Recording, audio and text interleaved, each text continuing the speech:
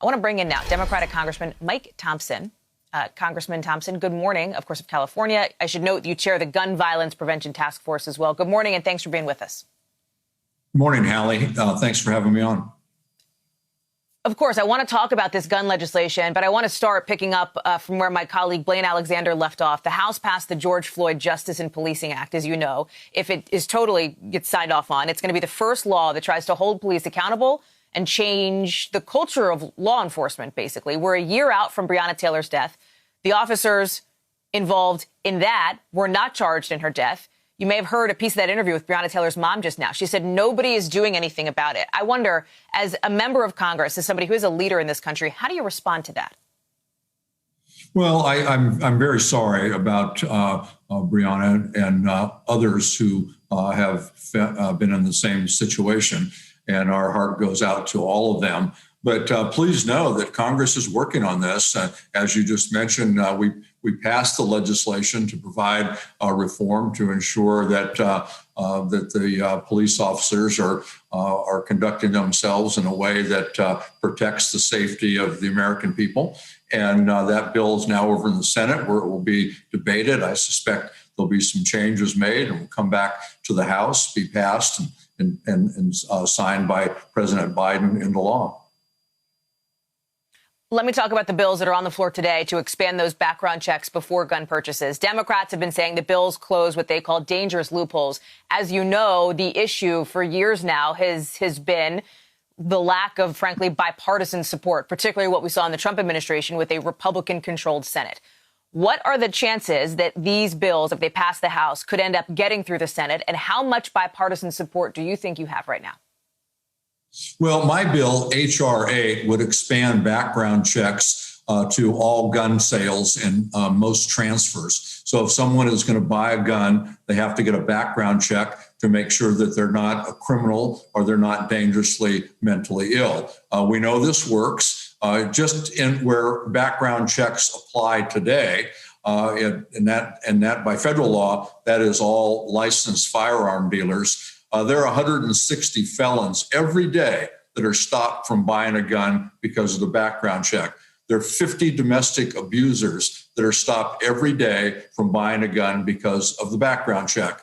The problem is they can be denied the purchase in the gun store. And they can walk out the door and go to a computer store, go online and find an individual seller who is selling the same firearm and still obtain it. That's what we're trying to address. My legislation has had bipartisan support from day number one. I have bipartisan co-authors. It'll be brought up for a vote tomorrow on the floor, and there'll be Republicans who vote for it. The problem, as you point out, gets real hairy once you get over into the Senate, where the support isn't quite as broad.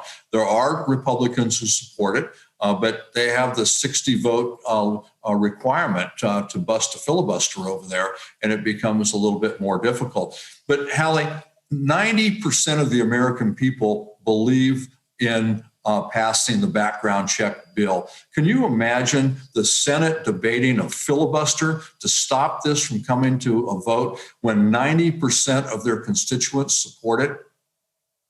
We really need to make sure that the American people know who's holding this up. Just on those numbers, those numbers have been fairly steady for the last several years. And despite that, there has been little appetite to do much as it relates to gun control legislation on Capitol Hill. One of the other bills that's being talked about today, as we mentioned, extends the initial background check review period. It goes from 3 days to 10 days.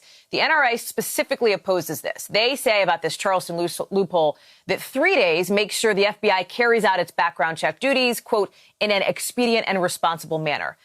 Why 10 days? Is that the appropriate amount to you? And do you think the NRA will wield some influence on this issue moving forward?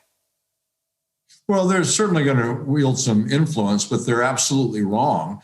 Background checks, as I mentioned, work.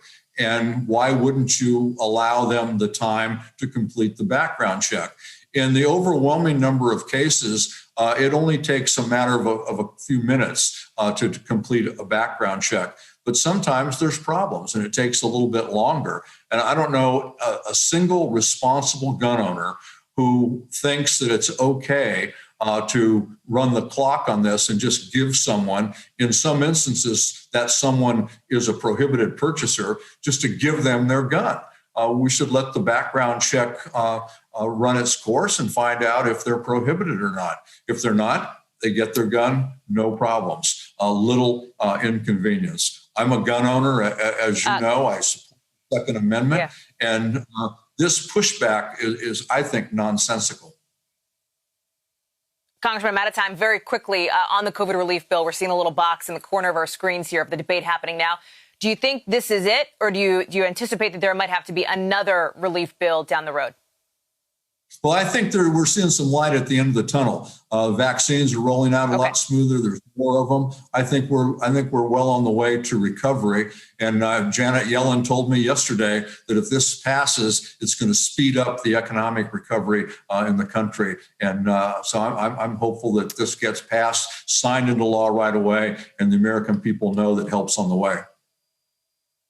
Congressman Mike Thompson, thank you so much for being with us and talking through that legislation coming to the floor today. Appreciate it.